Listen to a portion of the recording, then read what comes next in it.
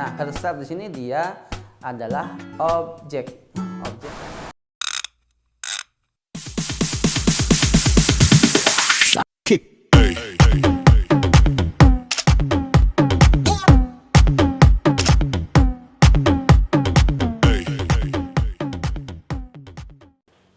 Bismillahirrahmanirrahim. Assalamualaikum warahmatullahi wabarakatuh. Berjumpa lagi dalam channel Pak Dul si Jenderal Kancil. Kali ini Pak Dul akan membahas materi tentang bahasa Inggris, yaitu tentang pronoun. Apa itu pronoun? Sebelum Pak Dul lanjut, alangkah baiknya jika kalian like, komen, share, dan subscribe serta tekan tombol loncengnya agar Pak Dul selalu semangat update video-video terbaru untuk kalian. Oke, langsung saja kita ke materi kita kali ini. Pronoun. Apa itu pronoun?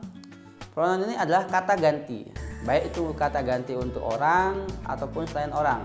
Nah, binatang, hewan, barang itu juga menggunakan pronoun sebagai kata gantinya.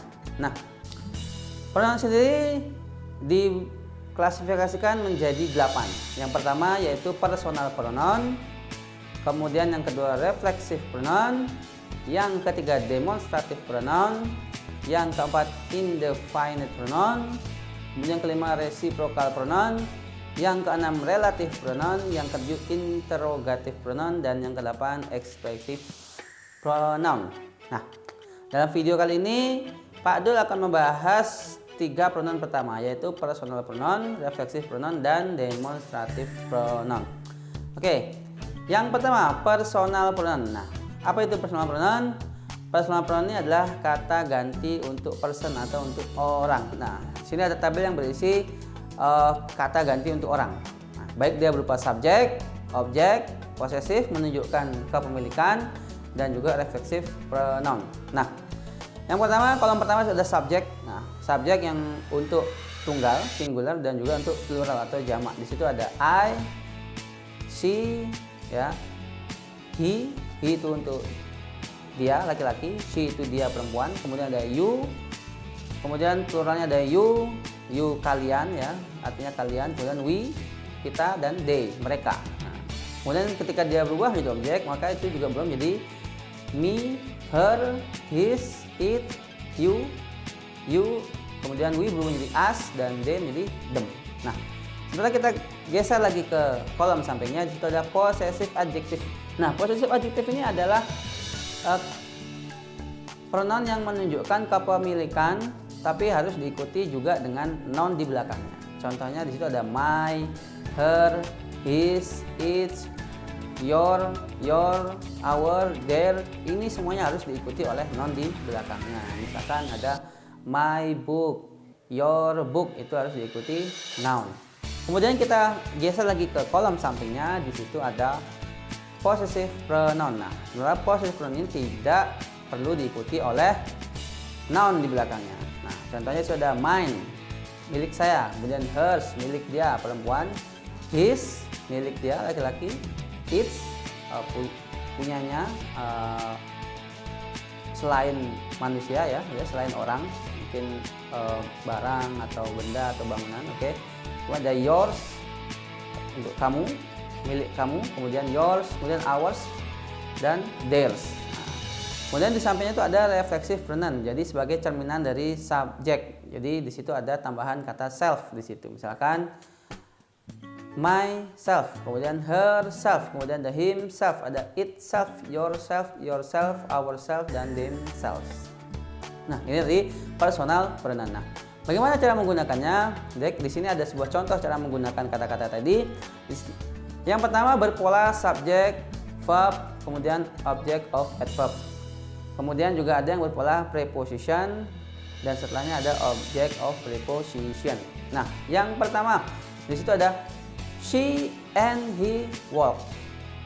Kemudian contoh kedua ada she with him walks. Nah, di sini ada perbedaan ya di antara dua kalimat ini. Yang pertama dia berpola subject verb, sementara yang kedua dia berpola subjek, kemudian ada preposition, kemudian ada object of preposition, kemudian ada verb di situ. Bagaimana kita bisa membedakannya? Oke. Contoh yang pertama yaitu she and he walk.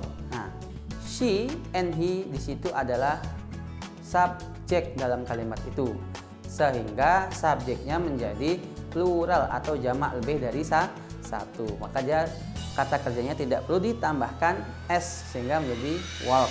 Nah, sementara pada kalimat kedua, she with him walks. Verbnya di situ ditambahkan s. Kenapa? Karena yang menjadi subjek di situ hanya she saja. Sementara him di situ dia adalah object of preposition. Prepositionnya adalah kata with. Jadi with di sini berbeda dengan and. Oke. Nah, kemudian ada kalimat ketiga, I asked to her and him. Nah, her and him di situ menjadi objek. Jadi I asked to her and him.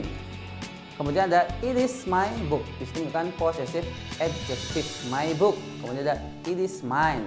Mine di situ menjadi possessive pronoun. Oke. Nah, kemudian pronoun yang kedua yaitu reflexive pronoun. Apa itu reflexive pronoun? Reflexive pronoun adalah cerminan noun dari subjek sebelumnya. Jadi dia bisa ditaruh di awal ataupun di akhir kalimat. Reflexive pronoun sendiri dibagi tiga secara fungsinya. Nah, pertama dia berfungsi sebagai penekanan subjek, dan yang kedua dia sebagai objek, dan yang ketiga sebagai adverb atau kata keterangan. Nah, yang pertama sebagai penekanan subjek. Nah, seperti ini ada contohnya, I myself do homework. Nah, myself itu berfungsi sebagai penekanan terhadap subjek I myself, saya seorang diri, do homework, mengerjakan PR. Itu adalah penekanan subjek.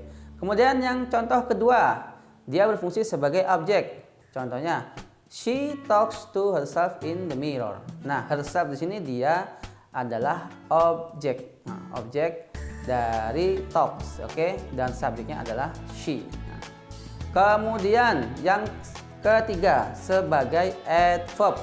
Sebagai adverb, contohnya I go to Jakarta by myself. Nah, myself di sini dia menjadi adverb atau keterangan untuk saya pergi ke Jakarta seorang diri atau benar-benar sendirian. I go to Jakarta by myself. Oke. Nah, itu tadi yang kedua. Sementara pronoun yang ketiga. Pronoun yang ketiga yaitu demonstrative pronoun atau kata ganti penunjuk, digunakan untuk menunjuk. Biasanya dalam bahasa Indonesia pronoun untuk menunjuk ini adalah kata ini, kemudian ada kata itu. Dalam bahasa Inggris juga sama, ada ini dan itu dalam bahasa Inggris. Oke. Yang pertama ini atau this. Nah, this kalimat penunjuk ini digunakan untuk menunjukkan sesuatu yang singular atau tunggal. Contohnya this is book. Kemudian yang kedua ada this untuk plural. Ini untuk plural. Jadi this. Nah, tulisannya berbeda dengan yang pertama tadi. Nah, ini digunakan untuk jamak. Contohnya these are books. Nah, kemudian ada that atau dalam bahasa Indonesia itu ya. That ini digunakan untuk menunjukkan sesuatu yang singular atau tunggal. Contohnya that is pen. Sementara untuk menunjukkan itu yang berbentuk jamak, maka digunakan those. Contohnya those are pens. Nah, itu yang bisa Pak Dul sampaikan kali ini. Kurang lebihnya Pak Dul mohon maaf. Terima kasih. Assalamualaikum warahmatullahi wabarakatuh.